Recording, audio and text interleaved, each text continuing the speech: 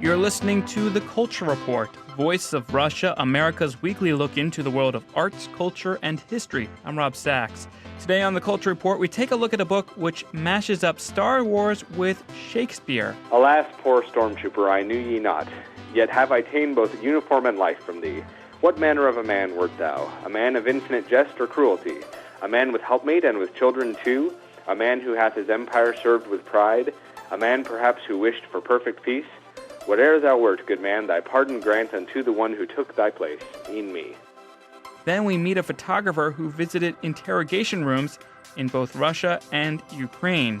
One thing that was fascinating about being in this process is that we're all vulnerable regardless of who we are. And regardless of the things that we've done, and that maybe there are reasons for things, certain life choices that we make. Finally, a look at the great Russian North. In the summer, you certainly need to bring a good mosquito repellent. That and more is just ahead on The Culture Report. Some people say George Lucas's Star Wars saga is a modern-day masterpiece, worthy of being thought of in the same breath as such classics as the Iliad or even Shakespeare. Writer Ian Doescher has taken that idea one step further. He has rewritten Star Wars as a Shakespearean play. His book is called William Shakespeare's Star Wars, Verily a New Hope. And Ian Doescher joins us now. Welcome. Thank you so much. So it's like two great tastes that taste great together, Shakespeare and Lucas, I guess, and then smash them up and you get this book, huh? Yeah, that was the hope. This whole idea of a mashup is that you take two things that people wouldn't normally think of putting together, and hopefully it turns into something good. So let's talk about how you went about translating this movie that everybody knows and loves into a Shakespearean play. Did it start off with the script, or how did you go about doing this? Yeah, so really the process was to, sit down with the movie playing, and I would sort of play a few seconds at a time, and I did have the script open also, which is available online, but I would sort of listen to a few seconds of the dialogue to sort of remind myself of exactly what the lines were, and then check the script if I needed to for things like the spelling of certain minor characters' names and things like that. And then, just figure out how that line might flow into iambic pentameter, maybe using some Elizabethan vocabulary, that sort of thing. And then, beyond that, seeing, is there an opportunity here where we might want to have a soliloquy or a character offering an aside to the audience or something like that. You're mixing alien speak sometimes with, iambic pentameter, I guess. How did you come about figuring out how to write words that weren't in English and make that all flow with the play that you were writing there? Lucasfilm early on, and this was one of the sort of fun things about the project, they actually gave me a sheet of their official transliterations of some of their alien languages, which is, one of the things they have in their vault, I guess. And so I took that, and they told me, I had liberty to adapt it a little bit. So I took those, and as much as possible, put them into something that would sort of flow with iambic pentameter, sort of an exercise in silliness in some ways, to take something that is a fake language and put it into meter. But it was a fun process. So Lucasfilm was on board from the get-go. I mean, they were just sold to Disney, right, for tons and tons of money. How come they were like, oh, sure, take our Star franchise and do what you want with it? Well, when I first had the idea, I contacted Quirk Books about it because I knew that they had done some mashup books. And once they were sort of on board with the idea, they then took it to Lucasfilm. And this was before Disney was in the picture. And so Lucasfilm has a whole process for doing contracts for sort of any Star Wars books that come out that are licensed through Lucasfilm have to go through Lucasfilm's publications department and things like that. So Quirk Books handled all of the contract with them, and actually it was in the middle of the process of publishing the book that Disney bought Lucasfilm, and there was a little bit of trepidation around that. Is this going to really change things? Is this going to, affect the book's publication? But it turned out to be just fine. So has George Lucas himself looked over the book?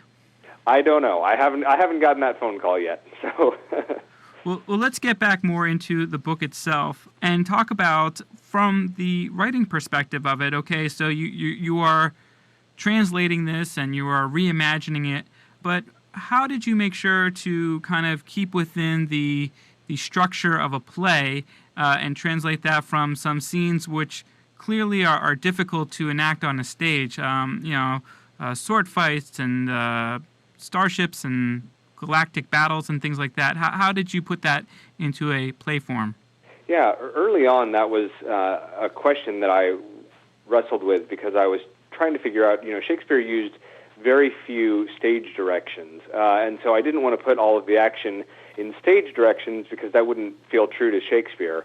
And then I remembered, that Henry V relies on a chorus to come in and explain what the action is, and really to sort of apologize to the audience for not being able to show them the actual Battle of Agincourt, but, here we are on a stage, so you're going to have to sort of imagine it. And so the chorus sort of guides you through the action that you would otherwise be seeing. And so I decided I was going to use that same device in William Shakespeare's Star Wars. And so the chorus comes in and explains, here's what's happening right now, here are the starships that you can see flying off and that sort of thing. So that was the way that I chose to handle that, in hopes of both conveying what Star Wars, shows you visually, but also being true to Shakespeare. Yeah, I'm reading here in Scene 2, inside the Death Star, the chorus says, "So now Chewbacca, Han, and Luke proceed unto detention level 5, quite grave, with bravery, good hope, and all God's speed. Their errand is a princess there to save." So kind of moving the plot along there in a fun way. Was it hard to find all these rhymes when you're talking about subjects? What rhymes with Chewbacca? I don't even know. Well, the only lines that actually rhyme are the chorus's lines. So that was, and that's not something that Shakespeare did. It was just sort of an added little challenge I gave myself. Was I decided that the chorus would speak in these rhyming sets of 4 lines. The rest of the dialogue is not rhyming. It's more true to Shakespeare. Just flowing with iambic pentameter, but not necessarily rhyming as you go. The only other rhyming besides the chorus's lines are at the end of every scene. There's a rhyming couplet, 2 lines of rhyming verse, and that's also true to Shakespeare, who would generally end his scenes with a rhyming couplet. I remember acting in some Shakespeare plays in high school, and it's hard with the Old English language to get into your character because you're struggling so much just to understand what you're even saying. How did you find ways to show emotion without, I don't know if sounding hokey is the right term, but just making sure that the language didn't get in the way of people understanding the character and the plot line? Yeah, well, just by nature of the fact that I'm not Shakespeare and I'm not living in the Elizabethan age, I don't have the same sort of access at the tip of my tongue to the vocabulary that Shakespeare used. So, I was already not going to be using words like fardels or things that we just don't use in common speech these days. So, what is a fardel? Good question. Yeah, I'm not even sure. Who would fardels bear? That's the line from Hamlet's To Be or Not to Be speech. I think it's some sort of burden or something like that. It's not who fardled? Yeah, no, it's not that. But anyway, so I did use, a few, words that Shakespeare would have used that are not in common English usage, but not so many, I think, that you get confused as you go along. And also it helps, as you're reading, you already know how this story goes. So it's, you're not going to get lost along the way because it's the original Star Wars movie as you've always known it to be. And so there are no sort of huge surprises along the way. When you came up with this idea, who did you think this would appeal to? I mean, there are these Star Wars diehards, but are there also Star Wars and Shakespeare diehards that now they can come together? I mean, is this for the ultimate Star Wars fan or the ultimate Shakespeare fan, or both? Well, I think, probably for the most part, it's going to be for the diehard Star Wars fan. I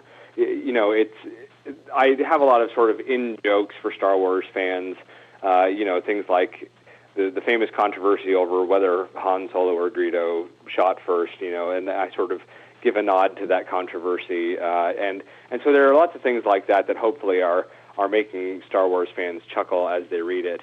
The Shakespeare fans, I hope, also will enjoy it, and if nothing else, will appreciate that I'm paying tribute to Shakespeare and sort of once again, I mean, any time a book comes out about Shakespeare, and certainly one like this where you're mixing it with a popular pop culture element like Star Wars, anytime you do that, it sort of helps boost interest in Shakespeare. So I'm hopeful that they appreciate that. And I'm also really hopeful, just in terms of audiences, I'm hopeful that students who are just approaching Shakespeare for the first time might use my book as sort of a bridge to get into Shakespeare. What about even staging it? Have this be the high school performance? Yeah, and I mean, I think that would be wonderful. At this point, Lucasfilm is sort of putting the kibosh on any possible performances, just because they want to sort of protect their brand, and so they've said no to those at this point. Although we've had lots of interest in that, but maybe it can be used in the classroom to sort of introduce people to iambic pentameter and some of Shakespeare's literary devices within a very safe context of Star Wars. This was your first book, is that correct? That's right. Where do you go from here as a writer? I mean, there's 5 other episodes. Are you going to adapt them? And there's going to be, I guess, 3 more coming out with Disney. There's a lot of material there for you. Or do you go to Indiana Jones? I don't know. Is this a theme you want to continue? I think it would be a lot of fun to at least do Empire Strikes Back and Return of the Jedi. I'm not sure about the prequels, but I think there's still sort of a lot that can be explored within this universe. I think it'd be interesting to see how Yoda speaks in a galaxy where everyone already sounds a little bit like him, because Elizabethan word order is sort of a little funny when you're trying to fit things into iambic pentameter. So I think there's still a lot of fun that could be had there. It would be fun. Somebody mentioned the idea of Herman Melville's Titanic, which I think is just a hilarious idea. You'd have 400 pages of description about the ship, and then you'd have 15 pages of the romance between Leonardo DiCaprio and Kate Winslet and the boat sinking. Yeah, I mean, I think it's great. I mean, it really opens a door for people who have a pop culture sensibility but may not be as familiar with the classics to say, oh, this is a way to get into it. This is a way of thinking about how people used to write, the form they used, the literary devices. And maybe when they actually go to Shakespeare or Melville in the future, it's not as daunting. Yeah, I mean, that's really my hope. I know I read a little passage here. You talked a little bit about the Han Solo, Greedo back and forth, but was there any particular passage that you really enjoyed writing, you think people will get a kick out of? Well, the one moment that I felt like I had to include, visually when we think about Shakespeare, the image that always comes to mind is Hamlet holding Yorick's skull. That's sort of the visual image that most makes us think of Shakespeare. So I had to include that in some way. So after Luke Skywalker and Han Solo have been in their stormtrooper outfits when they're on the Death Star and they've escaped from the trash compactor, they're changing back out of their clothes. I have Luke Skywalker, holding up a stormtrooper helmet, and he says, "Alas, poor stormtrooper, I knew ye not. Yet have I ta'en both uniform and life from thee. What manner of a man wert thou? A man of infinite jest or cruelty? A man with helpmate and with children too? A man who hath his empire served with pride? A man perhaps who wished for perfect peace? Whate'er thou wert, good man, thy pardon grant unto the one who took thy place, e'en me."